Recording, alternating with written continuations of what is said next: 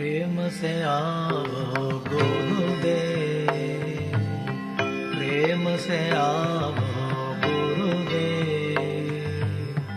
हृदय मंदिर में सदा रहो, हृदय मंदिर में सदा रहो। प्रेम से आओ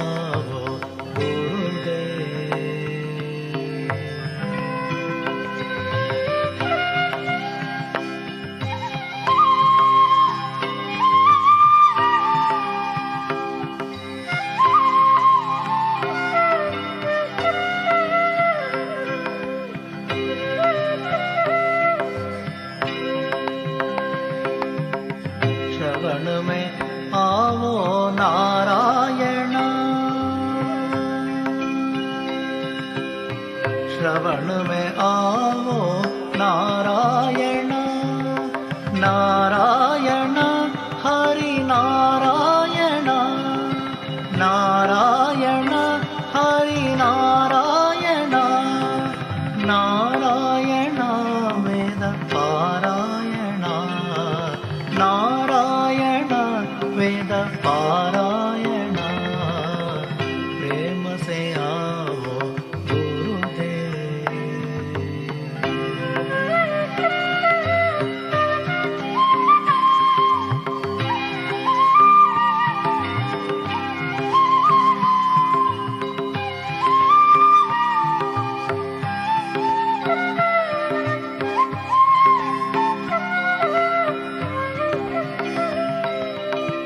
मनन में आवो नारायण, मनन में आवो नारायण। नारायण नारायण नारायण श्रीमन्नारायण। नारायण सूर्य नारायण, नारायण सूर्य नारायण।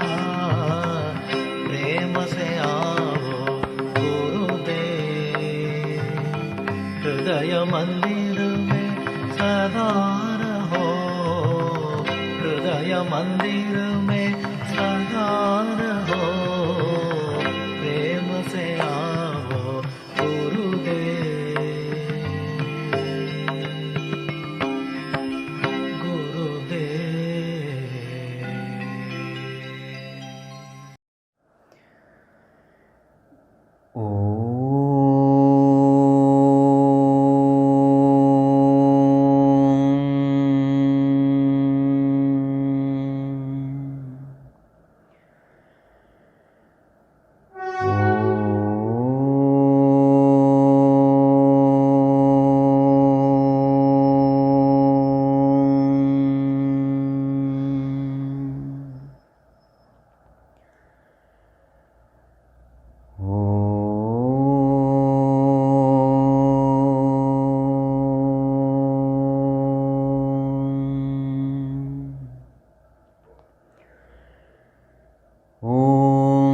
सहना भवतु, सहनौ भुनक्तु, सह वीर्यं करवावहै, तेजस्विनावधीतमस्तु मा विद्विषावहै। ॐ शान्ति शान्ति शान्तिः। ॐ यं ब्रह्मा वरुणेन्द्ररुद्रमरुतः स्तुन्वन्ति दिव्यैस्तवैः, वेदैः साङ्गपदक्रमोपनिषदैः, गायन्ति यं सामगाः। ध्यानावस्थिततद्गतेन मनसा पश्यन्ति यं योगिनः, यस्यान्तं न विदुःसुरासुरगणाः। देवाय तस्मै नमः, देवाय तस्मै नमः।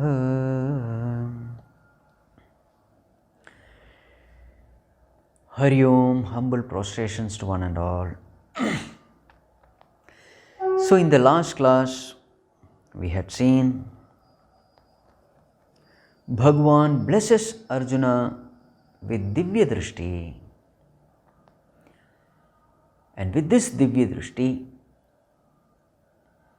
Arjuna looks around. And what does he find? He finds that all these soldiers who have gathered in that battlefield, they were all none other than the manifestations of the Lord. So Arjuna saw Bhagavan himself in each and every soldier, each and every being there. So he saw that Bhagavan himself has become everything. So therefore, the eyes, the face, the mouth, their dress, the perfumes, the weapons, whatever belonged to each and every soldier, Arjuna saw that it actually belonged to Bhagavan alone. Then what did Arjuna do? So he took his attention away from the battlefield, peeped into the very depths of the cosmos. He focused his attention deep into the space. And what did he find there? He found that there were very many stars which were much more brilliant than sun. Divi Surya Sahasrasya Bhaved Yugapaduttita. So he found that there were very many stars which were much more brilliant than sun. So all these things we had seen in the last class. And what did he find there? So he found that all these stars also, actually they were also manifestations of the Lord alone. Mahatmanaha bhasaha, this is what he saw. That Supreme Lord, so that light was none other than the light of the Supreme Lord. So then what did Arjuna do? Fine, he took his attention from this world, then he started focusing attention upon all the other worlds, the 14 worlds. What did he see there? Arjuna saw that all those worlds, apashyat devadevasya sharire ekastham. He saw that all these worlds, kritsnam jagat, which were divided in so many ways, anekada pravibhaktam. What did he find? He found that all these worlds were existing in the Lord, supported by the Lord, and the worlds had no other existence other than the Lord. So when he saw this, what happened to Arjuna? Arjuna was filled with vismaya, vismayavishtaha. He was overpowered by vismaya, wonderment. And then what happened to him? Hrishtaroma. His hair stood on end. He had horripilation all over the body. And then that Arjuna, that Dhananjaya, what did he do? Pranamya shirasa devam. He bowed down to that Lord and kritanjali, with folded palms, he spoke these words to Bhagavan. So now Arjuna is going to describe whatever he had seen, whatever he is seeing through that Divya Drishti. So what did Arjuna see? Pashyami devans tava deva dehe sarvans tatha bhuta vishesha sanghan brahmanamisham kamalasanastham rishimscha sarvanuraganscha divyan. Bhagavan, upon your body, dehe, pashyami, I am seeing this. What am I seeing? Bhagavan, I am seeing all these worlds on your body. So what all am I seeing? Brahmanamisham kamalasanastham. Bhagavan, I am seeing that Brahmaloka, and Lord Brahma is seated upon the lotus. I am very clearly seeing it. Then In those higher worlds, I am seeing rishis, the great Rishimunis, the contemplative ones, I am seeing in the higher worlds. And the upper middle world, I am seeing all the devatas there. Sarvans tatha bhuta vishesha sangan devan. I am seeing devatas. And in the lower worlds, I am seeing uragan, snakes. So this we had discussed in the last class. So the higher worlds are the worlds of the contemplative ones, the meditative ones, the spiritual seekers. So these are the higher worlds. They have a pure mind and therefore they occupy the higher worlds. The devatas who have done lot of punya karmas, they occupy the upper middle world, we can say. The middle world is a bhuloka, where we are all there. So this world is meant for those who have mixed punya papa karmas. And then we have the lower worlds where papa karmas are predominant. And to represent the lower world, what is the term used here? Arjuna uses the term uragan. Uragan means snakes. So the representative of the lower world is this being called a snake. So in the last class we had raised a question, why should snake represent the lower world? So what all could be the reasons? So we must think, must contemplate upon these things. Now if we analyze this creature called a snake, what is the speciality of snake? The speciality is snake always loves darkness. It always remains hidden inside the snake hole, which is always dark. So we find that this creature prefers darkness compared to light always. It is only for food that it comes out, otherwise it prefers darkness. Now what does it mean? Now this is an indication of the type of people who live in the lower worlds. In the lower worlds, which are the type of people who go there? People who prefer darkness. They don't prefer the light of knowledge, they prefer the darkness of ignorance. They don't want light. Now if you see this creature snake, if you try to pull it out and bring out in light, the snake will again go back to darkness only. So in the same way, if these people are brought to satsang, where knowledge transaction happens, they don't like satsang at all, they dislike satsang, they prefer to remain in darkness. For them we can rightly say, ignorance is bliss. Where are they? They are in ignorance. And how do they feel? They feel blissful in ignorance.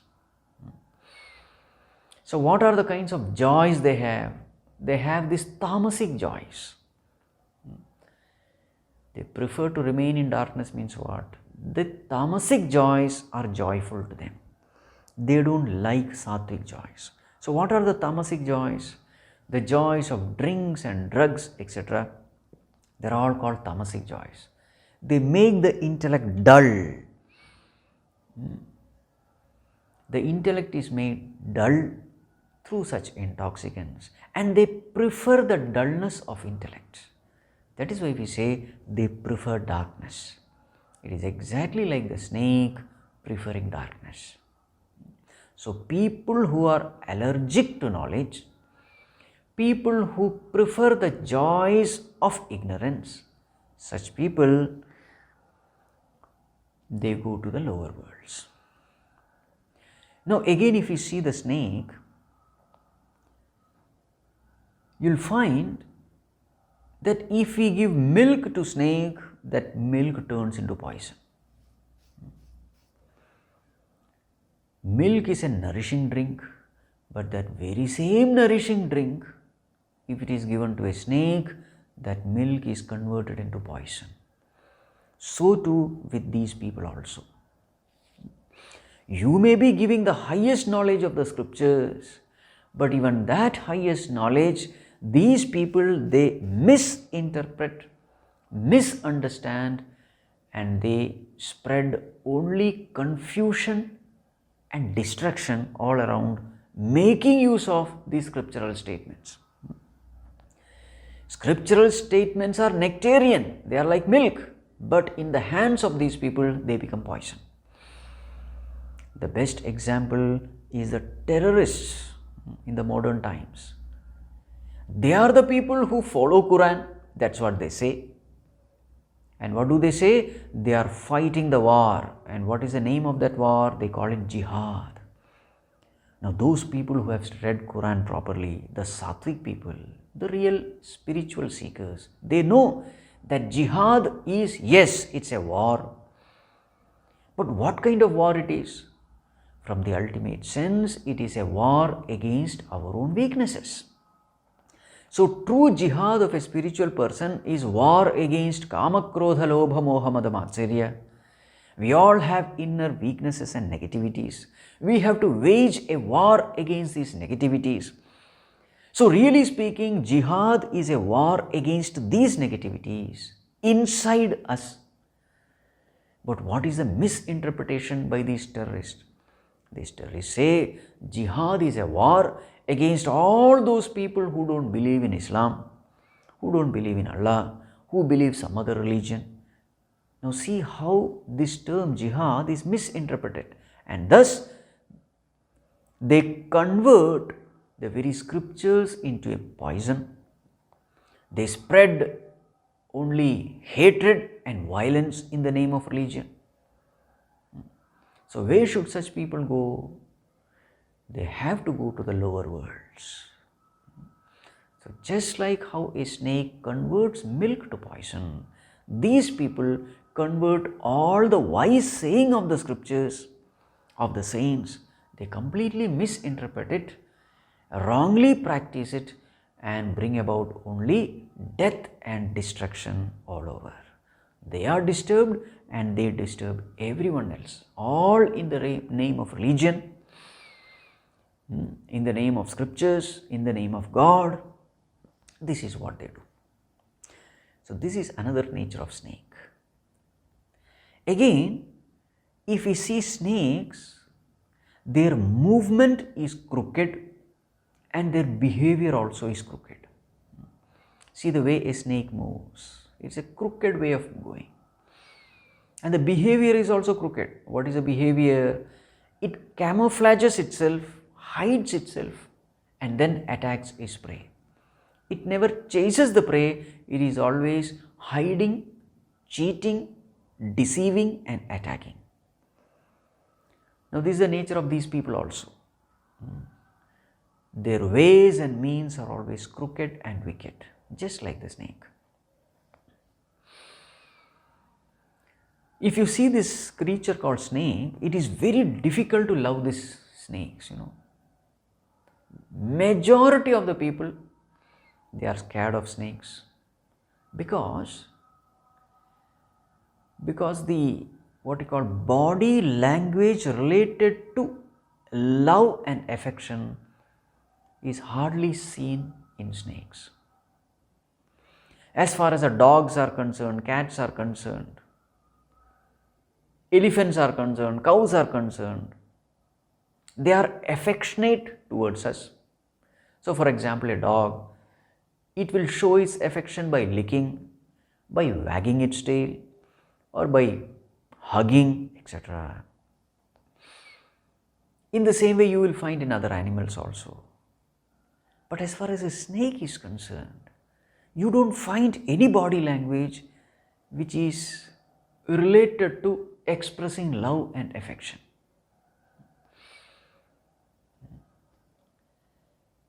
What are the things which we find in a snake? It hisses, it bites, it suffocates, it hides. Now this is what we find in a snake. So therefore it becomes very difficult to love a snake which have only negative expressions and no positive expressions. I am sorry, snake lovers may not agree with me, I don't know. But I am sure snake lovers are very, very, very rare in this world. There may be plenty of snake catchers, but snake lovers are very, very rare. Dog lovers are plenty because dog expresses its love, its gratitude to the master. So it's very easy to love an animal like dog, but it's very difficult to love a creature like snake. So in the same way, these people are also full of negativities. Hardly these expressions of gratitude, expressions of love, affection, etc. are seen in them. They are full of negativity, full of revenge, full of hatred, full of bitterness. So such people go to the lower worlds. And that is why this creature called snake is used as a representation for people in the lower worlds. But as far as Arjuna is concerned, he is seeing Bhagavan alone in everyone. That's why he uses the term Divyan. Rishimscha sarvanuraganscha Divyan. So what is Arjuna saying? Arjuna is saying only Bhagavan in all these worlds and in the residents in all these worlds.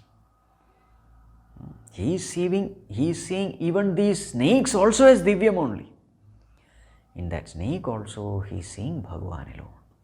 So this is called as Divya Drishti or Jnana Drishti. Bhagavan alone is residing in the hearts of everyone, whether good or bad. Now continuing the next verse, so Arjuna is describing what all things he is seeing. Verse number 16. Anekabahudara-vaktra-netram pashyami tvam sarvato-nantarupam nantam na madhyam na punastavadim pashyami Vishveshvara Vishwarupa anekabahudara-vaktra-netram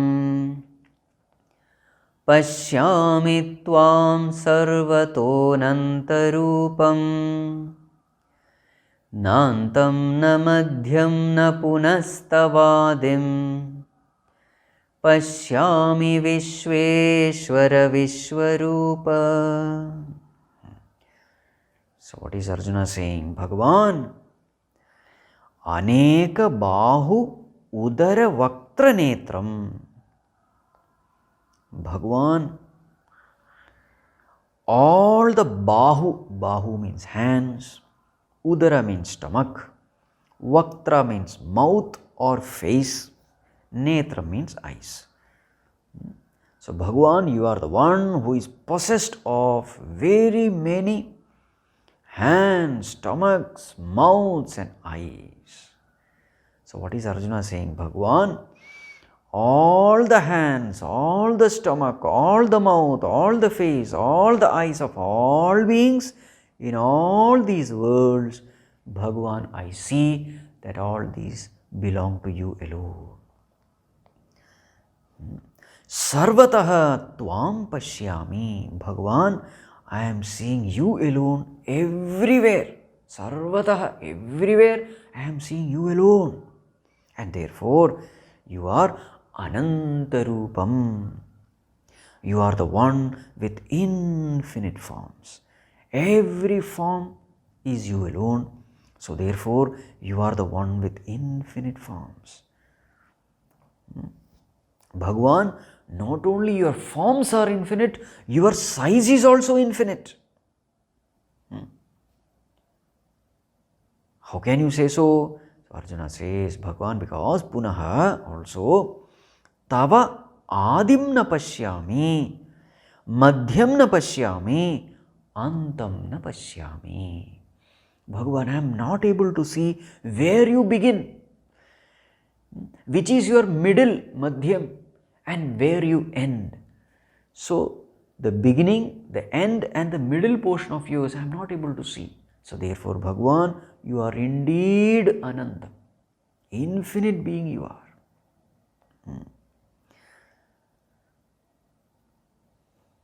Infinite being with infinite forms. So, therefore, Bhagavan, I call you Vishvarupa. Vishvarupa means what? That Bhagavan who has taken the Rupa of Vishwa. That Bhagavan who has taken the form of the entire cosmos, Vishwa. Because what is the nature of cosmos? It has no beginning, it has no middle, it has no end. So Bhagavan, your appearance is exactly like this Vishwam. The whole Vishwam I am seeing as your Rupam. So this is what I am seeing. The whole world I am seeing as your form, Vishwarupa. So from this term Vishwarupa in this verse, we have this name for this chapter, Vishvarūpa-darshanam, Vishvarūpa-darshana yoga. So where did this name come from? This name has come from this verse where Arjuna calls Bhagavan as Vishwarupa. So what is Arjuna having now? He is having Ishvara-darshanam as Vishvarūpa-darshanam. He is seeing the world as the very manifestation of the Lord. Another term used here is Vishveshvara. You are the Ishvara of Vishwa. You are the Lord of this world.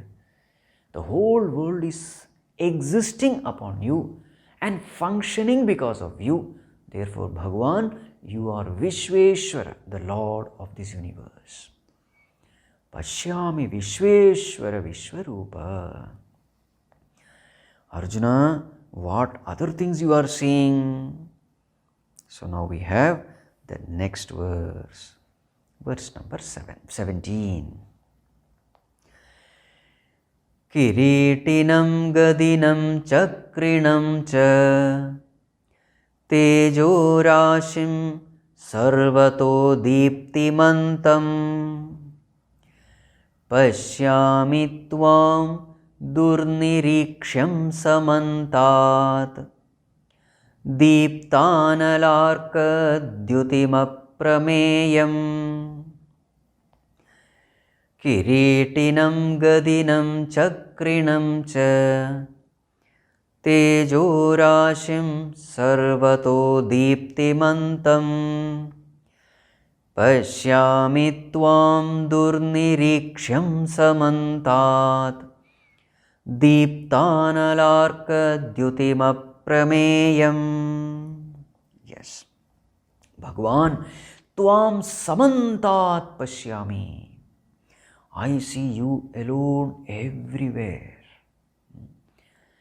Arjuna, in which form are you seeing the Lord? Kiritinam, gadinam, chakrinam. Bhagavan, I am seeing you in this form. In which form? In the form where there is Kiritinam, you are wearing the crown.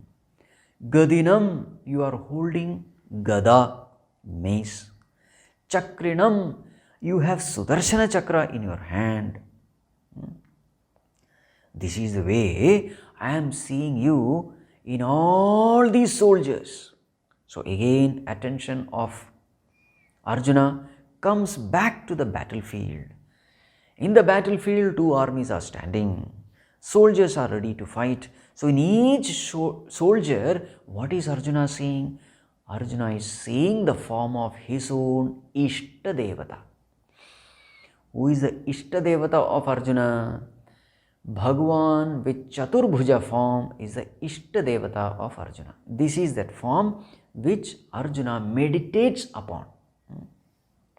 How do we know? Arjuna himself is going to say later. Chaturbhuja Bhagavan. So Arjuna's Ishtadevatā is this Chaturbhuja Bhagavan. So therefore, now what is Arjuna seeing? Arjuna is seeing his own Ishtadevata's form in each and every one. It is but natural, because that which you constantly think in your mind, that only you see in the outer world also. Exactly like a Shiva Bhakta will see Shivamayam in the whole world. He will see Shiva alone everywhere. A Vishnu Bhakta will see Vishnumayam, Sarvam Jagat Vishnumayam, he will say. A Brahmajnani will say Sarvam Brahmamayam. So in the same way, Arjuna is seeing his own Ishtadevata everywhere.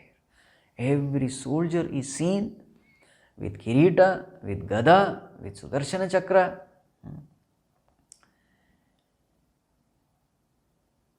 Now here, very interestingly, Bhagavan has got 4 hands. Shankha, Chakra, Gada, Padma he carries. Shankha, conch. Chakra, Sudarshana chakra, discuss. Gada, mace. Padma, lotus. Here, only Gada and Chakra is mentioned. Why is it so? It is so because it is a battlefield and all the soldiers, they have only 2 hands. So which items will you prefer in the 2 hands? You will prefer only Gada and Chakra because it's a battlefield. So therefore Shankha and Padma, it is deleted. So now Arjuna is seeing his Ishtadevata Rupam in each and every one. Now what is he seeing? So here it is said, Sarvatah Deeptimantam Tejorashim Pashyami. Arjuna says, Bhagavan, I am seeing what? Tejorashim, mass of effulgence, mass of light, mass of radiance. Rashi means mass. Tej means light, effulgence, radiance, etc. So I am seeing a mass of light, effulgence, and this mass of light, Sarvatah Deeptimantam, it is illumining everywhere. Now what is the comparison of this mass of light? So Arjuna says, Deepta Anala Arkadyutim. Dyuti means light. So this light is like Deepta Anala, well lit fire. The light of well lit fire. So this mass of light, this mass of radiance which is radiating from Bhagavan is like the light coming from well lit fire or arka. Arka means sun. That blazing sun, that brilliant sun. So Bhagavan, that radiance emanating from Bhagavan and his creation is like the light coming out from the sun, from blazing fire. So therefore, Durnirikshyam, Arjuna says, Bhagavan, the brightness, the brilliance is so strong, intense, that it is Durnirikshyam. I am not able to even see it. It is blinding. Bhagavan, it is becoming difficult to even look at you. Brilliance is so much. Now scientifically it can be explained. What is the scientific explanation? So the scientists say that our normal eyes can see only the visible spectrum, a wavelength range within the electromagnetic wave spectrum. In that entire spectrum, we are not able to see all lights of all wavelength. No, our eyes are not able to see it. There are so many lights which we will never be able to see. Our eyes are not capable of showing it. What are the waves? Radio waves, infrared waves, ultraviolet rays, X-rays, gamma rays.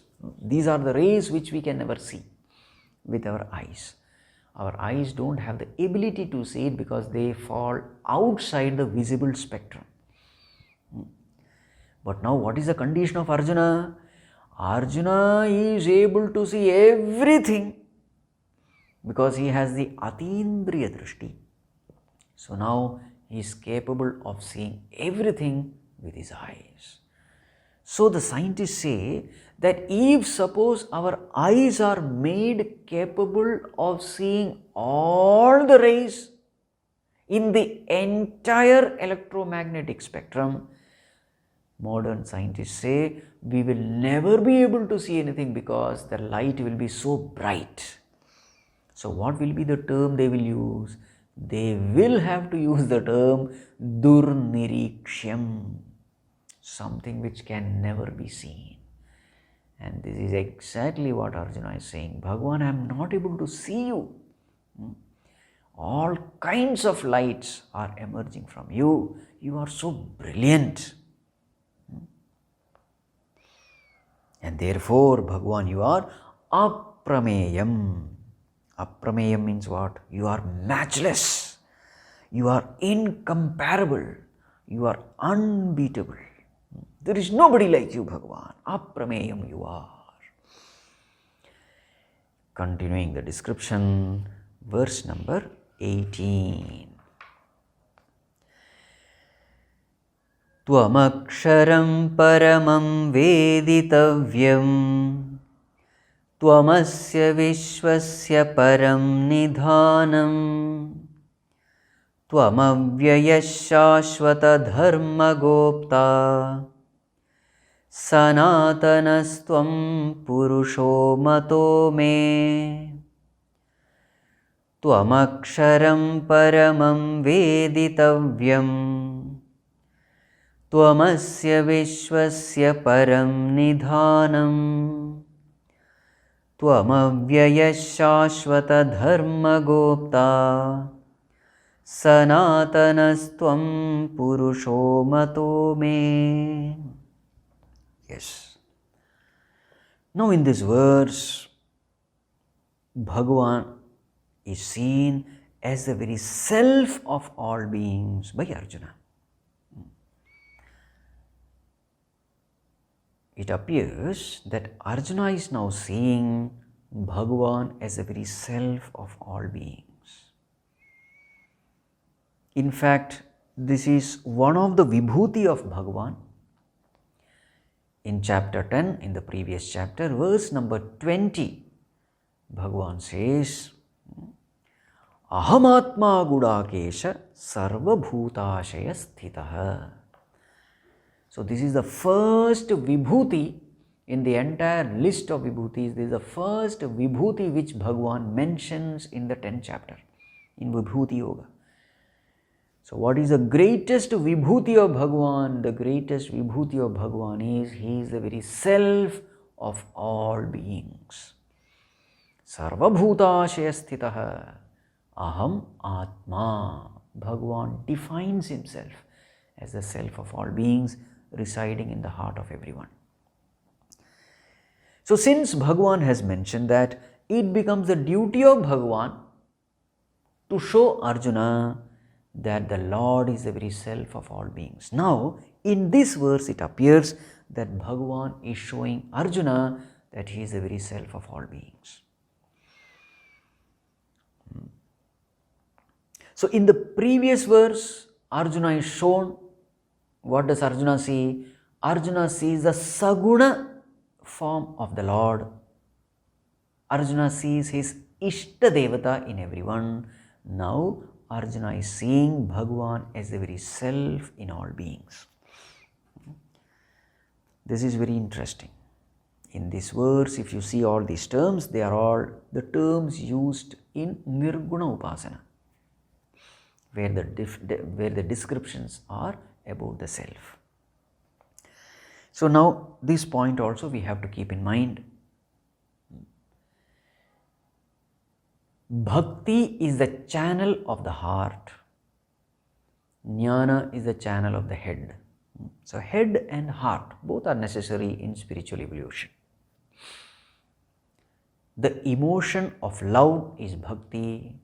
Right understanding is jnana. Both are necessary. Right understanding about the Lord is jnana. To gain jnana, intellect is used. Loving the Lord is bhakti. For that, heart is used. So both head and heart should be directed towards the Lord. So we, in different times, in different moods, we may have affinity towards one or the other. This we see in all the devotees, in all Mahatmas. Sometimes our head is active, sometimes our heart is active. So when our heart is active, we love to listen to the glories of the Lord, to the leelas of the Lord. We are attracted by different avataras of the Lord. This is what happens when heart is active. And when head is active, we prefer to abide in the self, which is the true nature of the Lord.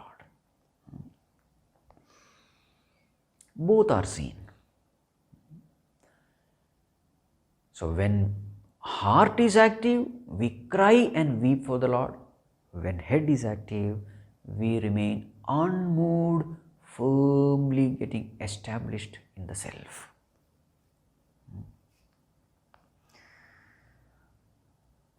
When heart is active, we experience the joy of devotion.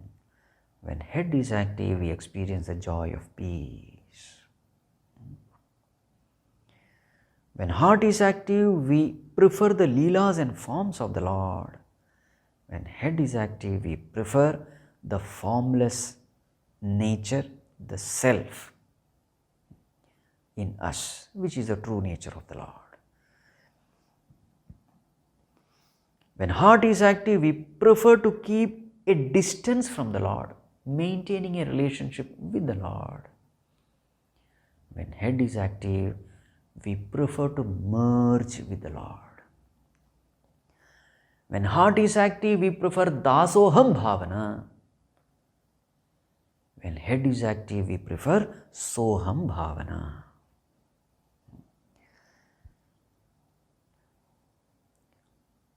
So if you see Bhagavan Shankaracharya, when head is active, he would be seen writing commentaries on Upanishads and Bhagavad Gita. When heart is active, he is seen writing stotrams and stutis of different gods. So this we see in all Mahatmas.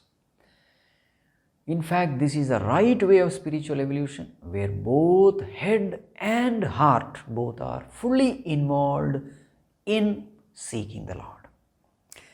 So, in the previous verse, Arjuna was seeing the whole world through his heart. He was seeing his Ishtadevatā in everyone.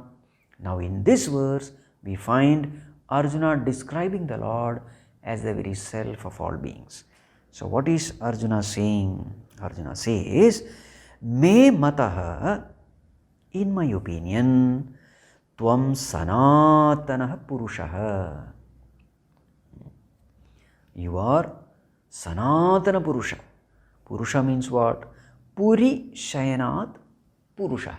Purusha means the one who is residing in this Puri, in this city. Which is the city? This body is the city. It is called as Navadvarapuram, a city of 9 gates. What are the 9 gates in this body? 9 holes or apertures, 2 ears, 2 eyes, 2 nostrils, 1 mouth, 7, plus 1 genital organ, plus anus. So totally 9 gates. So the one who remains in this 9-gated city is called Purusha. So who is the one who is residing in the city? It is none other than the Supreme Lord. As the very Supreme Self, he is the one who is residing in this body. So therefore he is called Purusha. Now, what kind of Purusha he is? He is Sanatana Purusha. Sanatana means eternal. Sanatana means eternal. The body has to perish. It grows, matures, decays and dies. But what about this being who is residing in this city of 9 gates? This being is Sanatana, eternal. It doesn't die, it doesn't decay. It never perishes. Consciousness never perishes. So this consciousness, this Supreme Self is the Purusha. So, Tvam Sanatanaha Purushaha. You are the Self, the eternal Self of all beings. And Tvam Aksharam. You are imperishable. The one which never attains Kshara is called Akshara. You are imperishable being. Imperishable, eternal being you are residing in this body. And Paramam, you are supreme. You are the highest. Why is it that you are the highest? You are the highest because Tvam Asya Vishwasya Param Nidhanam. You are the ultimate support for the whole world. Though you appear to remain inside the city of this body, though it appears that Bhagavan is inside the heart, dwelling in the heart in this body, it appears that it is inside the body, but actually speaking, this Lord is the very support of the whole world and therefore it is Paramam.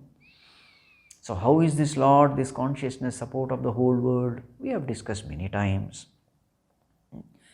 The whole world is seen in the mind. Only when the mind exists, the world exists. When the mind is absent, the world is absent. In deep sleep, there is no mind, so there is no world. So therefore we can say, world depends on the mind for its existence. Now what is mind? Mind is nothing but flow of thoughts. And where do these thoughts stay? They stay in consciousness. We are aware of these thoughts. So all the thoughts reside in consciousness. So therefore mind resides in consciousness. World resides in the mind. Mind resides in consciousness. Consciousness doesn't reside anywhere. It is the ultimate residence.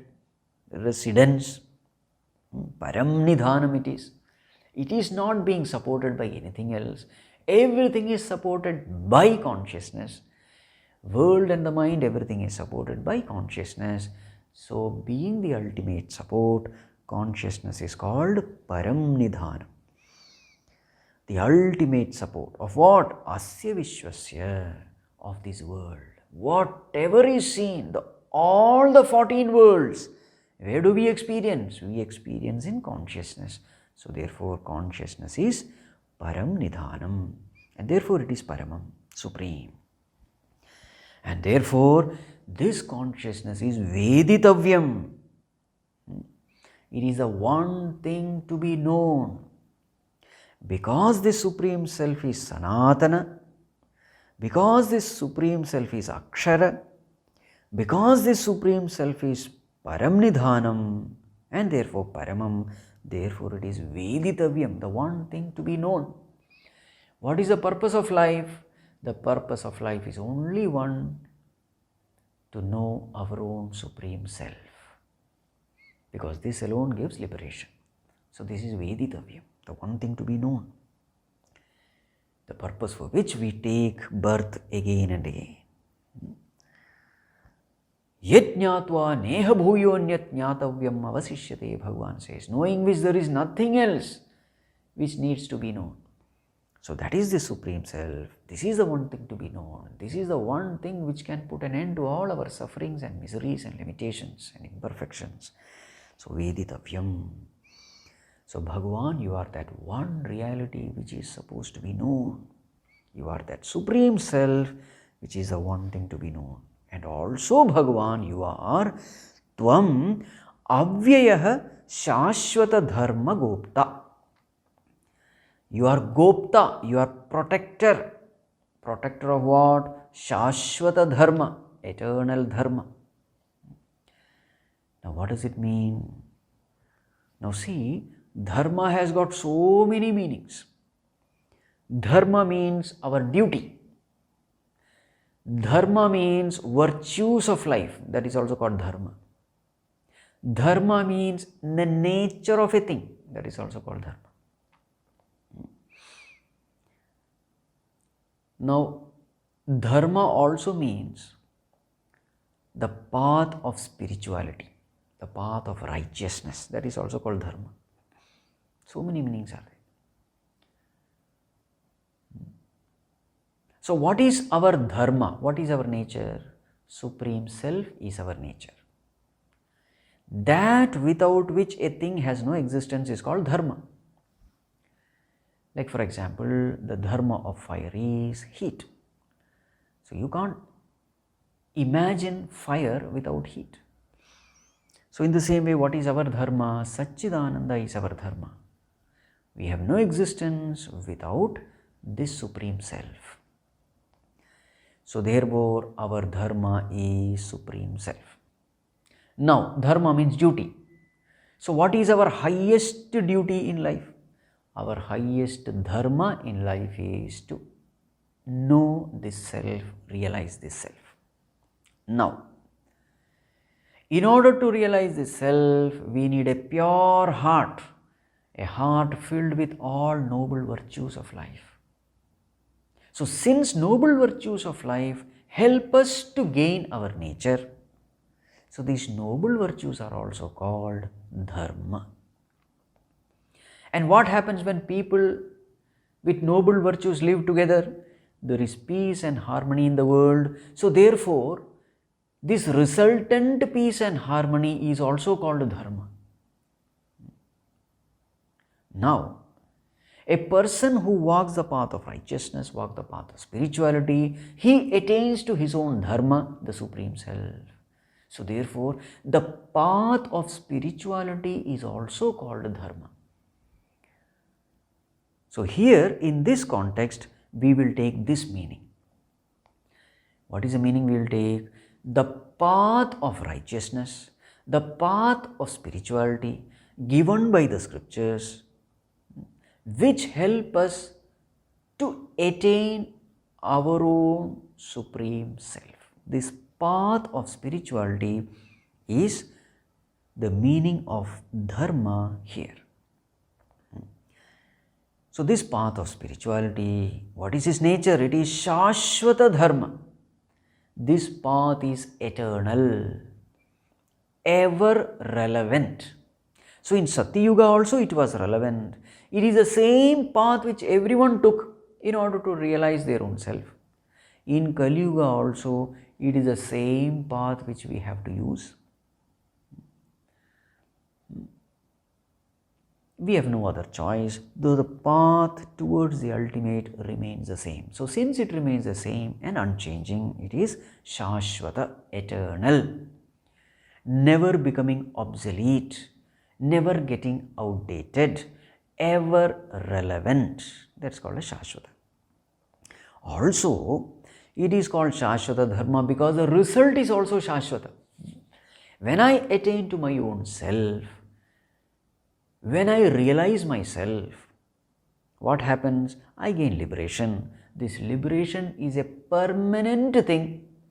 It is not that I get liberated and then again there is a possibility that I may go back and get bound to the world. It is not possible. Once you have gained the highest, it is a permanent gain. So therefore also we can say this path is shāshvata dharma. So that path which is ever relevant and that path which gives us a permanent gain. So such a path is the spiritual path. So who is Bhagavan? He is shāshvata dharma Gopta, protector of this path. Protector of this path means what? He ensures that sincere seekers, eligible seekers, they always gain this path. So Bhagavan makes sure that everyone walks this path, everyone is inspired to walk this path, everyone gets a guru so that guidance is gained to walk this path. So it is Bhagavan who protects this path. In 4th chapter also we have seen, Imam vivasvate yogam proktavanaham avyayam vivaswan manave praha manurikshvakave bravid. Bhagavan said, this knowledge I gave it to Vivaswan. Vivaswan gave it to Manu. Manu gave it to Ikshvaku. So the knowledge has come from Bhagavan, and it is Bhagavan himself who ensures that this Jnana Parampara continues in the world. He ensures that this knowledge is ever there for everyone to gain.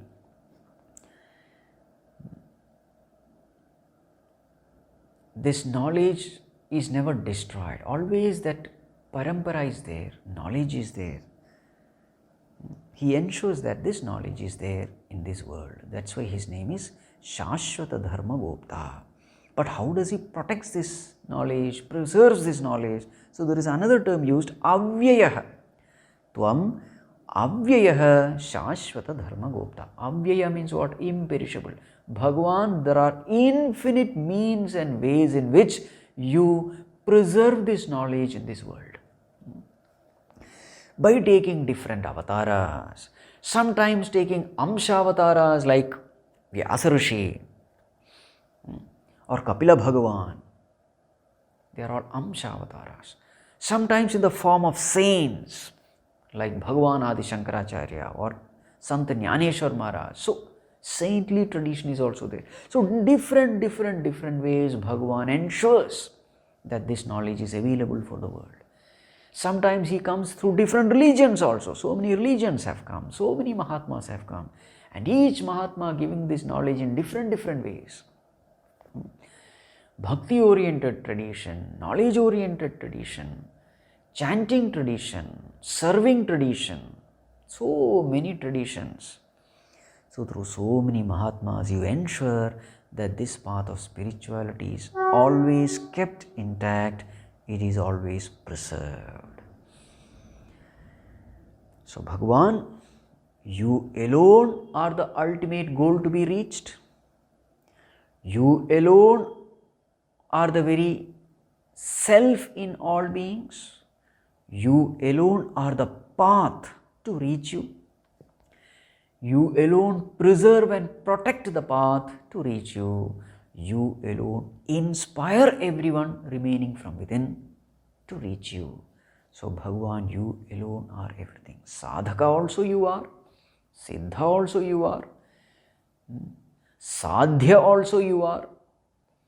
Sadhaka is the one who strives to gain perfection. Sadhya is the goal. Siddha is the one who has attained the goal. Sadhana is the path to reach the goal. So Bhagavan, Sadhaka, Sadhana, Siddha, Sadhya, everything you alone are. So thus Arjuna describes Bhagavan as everything. We will continue the next verse in the next class.